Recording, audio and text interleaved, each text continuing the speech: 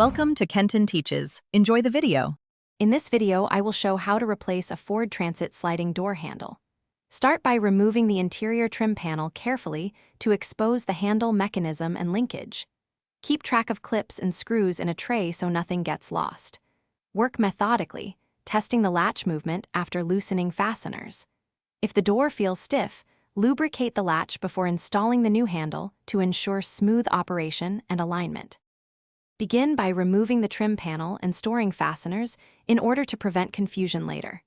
Peel back the moisture barrier and locate the handle assembly and linkage rods. Detach the linkage clip and unbolt the handle while supporting it to avoid dropping hardware inside the door. Inspect the rod ends and clips for wear and replace any damaged parts. Clean the surrounding area before installing the new handle to ensure a proper fit. Fit the new handle into the door opening and thread the mounting bolts loosely so you can make small alignment adjustments. Reattach the linkage rod and secure it with a new retaining clip, then gradually tighten the bolts while checking that the latch moves freely. Replace the moisture barrier and inner trim, reconnect the battery, and cycle the door a few times to confirm smooth operation. Make final adjustments if the door binds or the handle feels loose.